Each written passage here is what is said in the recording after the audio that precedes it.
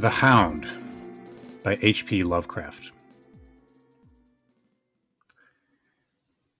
In my tortured ears there sounds unceasingly a nightmare whirring and flapping and a faint distant baying as of some gigantic hound.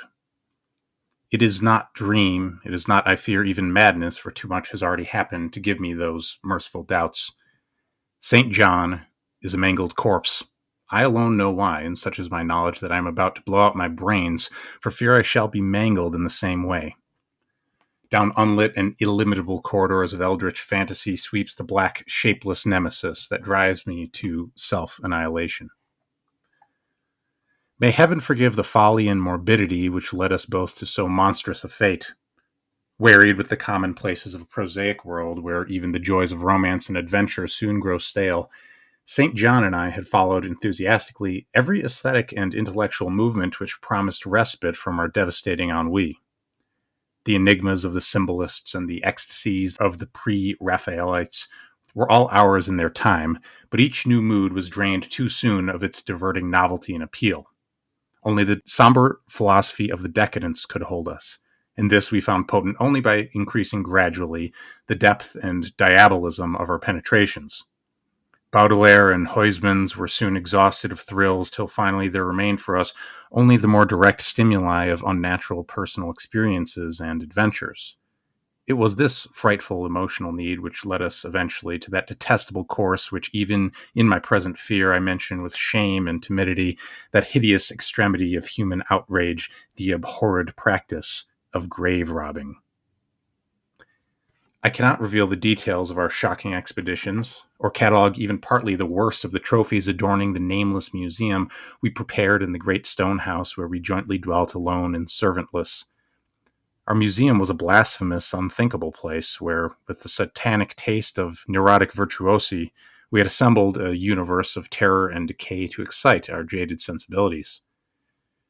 It was a secret room, far, far underground, where huge winged demons carved of basalt and onyx vomited from wide grinning mouths weird green and orange light, and hidden pneumatic pipes ruffled into kaleidoscopic dances of death the lines of red charnel things, hand in hand woven in voluminous black hangings. Through these pipes came at will the odors our moods most craved, sometimes the scent of pale funeral lilies, sometimes the narcotic incense of imagined eastern shrines of the kingly dead, and sometimes, how I shudder to recall it, the frightful, soul-upheaving stenches of the uncovered grave. Around the walls of this repellent chamber were cases of antique mummies, alternating with comely, lifelike bodies perfectly stuffed and cured by the taxidermist's art, and with headstones snatched from the oldest churchyards of the world. Niches here and there contained skulls of all shapes, and heads preserved in various stages of dissolution. There one might find the rotting bald pates of famous noblemen, and the fresh and radiantly golden heads of new-buried children. Statues and paintings there were, all of fiendish subjects, and some executed by St. John and myself. A locked portfolio, bound in tanned human skin, held certain unknown and unnameable drawings which it was rumored Goya had perpetrated but dared not acknowledge. There were nauseous musical instruments, stringed, brass, and woodwind, on which St. John and I sometimes produced dissonances of exquisite morbidity and cacodemoniacal ghastliness, while in a multitude of inlaid ebony cabinets reposed the most incredible and unimaginable variety of tomb loot ever assembled by human madness and perversity. It is of this loot in particular that I must not speak. Thank God I had the courage to destroy it long before I thought of destroying myself. The predatory excursions on which we collected our unmentionable treasures were always artistically memorable events. We were no vulgar ghouls, but worked only under certain conditions of mood, landscape, environment, weather, season, and moonlight. These pastimes were to us the most exquisite form of aesthetic expression. We gave their details a fastidious technical care. An inappropriate hour, a jarring lighting effect, or a clumsy manipulation of the damp sod would almost totally destroy for us that ecstatic titillation which followed the exhumation of some ominous, grinning secret of the earth. Our quest for novel scenes and piquant conditions was feverish and insatiate. St. John was always the leader, and he it was who led the way at last to that accursed spot which brought us our hideous and inevitable doom. By what malign fatality were we lured to that terrible Holland churchyard? I think it was the dark rumor and legendary, the tales of one buried for 5 centuries who had himself been a ghoul in his time and had stolen a potent thing from a mighty sepulchre. I can recall the scene in these final moments, the pale autumnal moon over the graves, casting long horrible shadows, the grotesque trees drooping sullenly to meet the neglected grass and the crumbling slabs, the vast legions of strangely colossal bats that flew against the moon, the antique ivied church, pointing a huge spectral finger at the livid sky, the phosphorescent insects that danced like death fires under the yews in a distant corner, the odors of mold, vegetation, and less explicable things that mingled feebly with the night wind from over far swamps and seas, and worst of all, the faint, deep-toned baying of some gigantic hound, which we could neither see nor definitely place. As we heard this suggestion of baying, we shuddered, remembering the tales of the peasantry, for he whom we sought had centuries before been found in this selfsame spot, torn and mangled by the claws and teeth of some unspeakable beast. I remembered how we delved in this ghoul's grave with our spades, and how we thrilled at the picture of ourselves, the grave, the pale watching moon, the horrible shadows, the grotesque trees, the titanic bats, the antique church, the dancing death fires, the sickening odors, the gently moaning night wind, and the strange half-heard directionless baying of whose objective existence we could scarcely be sure. Then we struck a substance harder than the damp mold and beheld a rotting oblong box, crusted with mineral deposits from the long undisturbed ground. It was incredibly tough and thick, but so old that we finally pried it open and feasted our eyes on what it held. Amazingly much was left of the object, despite the lapse of 500 years. The skeleton, though crushed in places by the jaws of the thing that had killed it, held together with surprising firmness, and we gloated over the clean white skull and its long, firm teeth and its eyeless sockets that once had glowed with a charnel fever like our own. In the coffin lay an amulet of curious and exotic design, which had apparently been worn around the sleeper's neck. It was the oddly conventionalized figure of a crouching winged hound, or sphinx with a semi-canine face, and was exquisitely carved in antique oriental fashion from a small piece of green jade. The expression on its features was repellent in the extreme, savoring at once of death, bestiality, and malevolence. Around the base was an inscription in characters which neither St. John nor I could identify, and on the bottom, like a maker's seal, was graven a grotesque and formidable skull. Immediately upon beholding this amulet, we knew that we must possess it, that this treasure alone was our logical pelf from the centuried grave. Even had its outlines been unfamiliar, we would have desired it, but as we looked more closely, we saw that it was not wholly unfamiliar. Alien it indeed was to all art and literature which sane and balanced readers know, but we recognized it as the thing hinted of in the forbidden Necronomicon of the mad Arab Abdul al-Hazred, the ghastly soul symbol of the corpse-eating cult of the inaccessible Leng in Central Asia. All too well did we trace the sinister lineaments described by the old Arab demonologist, lineaments, he wrote, drawn from some obscure supernatural manifestation of the souls of those who vexed and gnawed at the dead. Seizing the green jade object, we gave a last glance at the bleached and cavern-eyed face of its owner, and closed up the grave as we found it. As we hastened from that abhorrent spot, the stolen amulet in St. John's pocket, we thought we saw the bats descend in a body to the earth we had so lately rifled, as if seeking for some cursed and unholy nourishment. But the autumn moon shone weak and pale, and we could not be sure. So, too, as we sailed the next day away from Holland to our home, we thought we heard the faint, distant baying of some gigantic hound in the background. But the autumn wind moaned, sad and wan, and we could not be sure. 2. Less than a week after our return to England, strange things began to happen. We lived as recluses, devoid of friends, alone, and without servants, in a few rooms of an ancient manor house on a bleak and unfrequented moor, so that our doors were seldom disturbed by the knock of the visitor. Now, however, we were troubled by what seemed to be frequent fumblings in the night, not only around the doors, but around the windows also, upper as well as lower. Once we fancied that a large opaque body darkened the library window when the moon was shining against it, and another time we thought we heard a whirring or flapping sound not far off. On each occasion, investigation revealed nothing, and we began to ascribe the occurrences to imagination alone, that same curiously disturbed imagination which still prolonged in our ears the faint far baying we thought we had heard in the Holland churchyard. The jade amulet now reposed in a niche in our museum, and sometimes we burned strangely scented candles before it.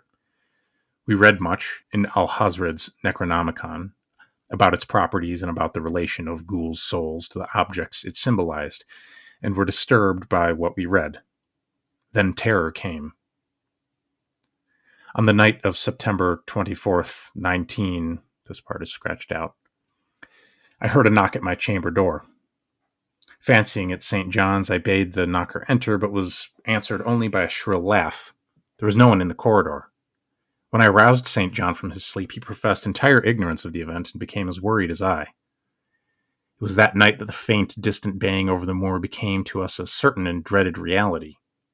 4 days later, whilst we were both in the hidden museum, there came a low, cautious scratching at the single door which led to the secret library staircase. Our alarm was now divided, for besides our fear of the unknown, we had always entertained a dread that our grisly collection might be discovered. Extinguishing all lights, we proceeded to the door and threw it suddenly open, whereupon we felt an unaccountable rush of air and heard, as if receding far away, a queer combination of rustling, tittering, and articulate chatter. Whether we were mad, dreaming, or in our senses, we did not try to determine. We only realized, with the blackest of apprehensions, that the apparently disembodied chatter was beyond a doubt in the Dutch language. After that, we lived in growing horror and fascination. Mostly, we held to the theory that we were jointly going mad from our life of unnatural excitements, but sometimes it pleased us more to dramatize ourselves as the victims of some creeping and appalling doom. Bizarre manifestations were now too frequent to count. Our lonely house was seemingly alive with the presence of some malign being whose nature we could not guess, and every night that demoniac baying rolled over the wind-swept moor, always louder and louder. On October 29th, we found in the soft earth underneath the library window a series of footprints utterly impossible to describe. They were as baffling as the hordes of great bats which haunted the old manor house in unprecedented and increasing numbers. The horror reached a culmination on November 18th, when St. John, walking home after dark from the distant railway station, was seized by some frightful carnivorous thing and torn to ribbons. His screams had reached the house, and I had hastened to the terrible scene in time to hear a whir of wings and see a vague, black, cloudy thing silhouetted against the rising moon. My friend was dying when I spoke to him, and he could not answer coherently. All he could do was to whisper, "The amulet! That damned thing!" Then he collapsed, an inert mass of mangled flesh. I buried him the next midnight in one of our neglected gardens, and mumbled over his body one of the devilish rituals he had loved in life, and as I pronounced the last demoniac sentence, I heard afar on the moor the faint baying of some gigantic hound. The moon was up, but I dared not look at it, and when I saw on the dim-lit moor a wide nebulous shadow sweeping from mound to mound, I shut my eyes and threw myself face down upon the ground. When I arose trembling, I know not how much later, I staggered into the house and made shocking obeisances before the enshrined amulet of green jade. Being now afraid to live alone in the ancient house on the moor, I departed on the following day for London, taking with me the amulet after destroying by fire and burial the rest of the impious collection in the museum. But after 3 nights, I heard the baying again, and before a week was over, felt strange eyes upon me whenever it was dark. One evening, as I strolled on Victoria Embankment for some needed air, I saw a black shape obscure one of the reflections of the lamps in the water. A wind stronger than the night wind rushed by, and I knew what had befallen St. John must soon befall me. The next day I carefully wrapped the green jade amulet and sailed for Holland. What mercy I might gain by returning the thing to its silent, sleeping owner, I knew not, but I felt that I must at least try any step conceivably logical. What the hound was and why it pursued me were questions still vague, but I had first heard the baying in that ancient churchyard, and every subsequent event, including St. John's dying whisper, had served to connect the curse with the stealing of the amulet. Accordingly, I sank into the nethermost abysses of despair when, at an inn in Rotterdam, I discovered that thieves had despoiled me of this sole means of salvation. The baying was loud that evening, and in the morning I read of a nameless deed in the vilest quarter of the city. The rabble were in terror, for upon an evil tenement had fallen a red death, beyond the foulest previous crime of the neighborhood. In a squalid thieves' den, an entire family had been torn to shreds by an unknown thing which left no trace, and those around had heard all night, above the usual clamor of drunken voices, a faint, deep, insistent note, as of a gigantic hound. So at last I stood again in that unwholesome churchyard where a pale winter moon cast hideous shadows, and leafless trees dropped solemnly to meet the withered frosty glass and cracking slabs, and the ivied church pointed a jeering finger at the unfriendly sky, and the night wind howled maniacally from over frozen swamps and frigid seas. The baying was very faint now, and it ceased altogether, as I approached the ancient grave I had once violated, and frightened away an abnormally large horde of bats, which had been hovering curiously around it. I know not why I went thither, unless to pray, or gibber out insane pleas and apologies to the calm, white thing that lay within, but whatever my reason, I attacked the half-frozen sod with a desperation partly mine and partly that of a dominating will outside myself. Excavation was much easier than I expected, though at one point I encountered a queer interruption, when a lean vulture darted out of the cold sky and pecked frantically at the grave earth, until I killed him with a blow of my spade. Finally, I reached the rotting oblong box and removed the damp nitrous cover. This is the last rational act I ever performed. For crouched within that centuried coffin, embraced by a close-packed nightmare retinue of huge, sinewy, sleeping bats, was the bony thing my friend and I had robbed, not clean and placid as we had seen it then, but covered with caked blood and shreds of alien flesh and hair, and leering sentiently at me with phosphorescent sockets and sharp, ensanguined fangs yawning twistedly in mockery of my inevitable doom. And when it gave from those grinning jaws a deep, sardonic bay as of some gigantic hound, and I saw that it held in its gory, filthy claw the lost and fateful amulet of green jade, I merely screamed and ran away idiotically, my screams soon dissolving into peals of hysterical laughter. Madness rides the star wind, claws and teeth sharpened on centuries of corpses, dripping death astride a bacchanal of bats from night-black ruins of buried temples of Belial. Now as the baying of that dead fleshless monstrosity grows louder and louder, and the stealthy whirring and flapping of those accursed web wings circles closer and closer, I shall seek with my revolver the oblivion which is my only refuge from the unnamed and unnameable.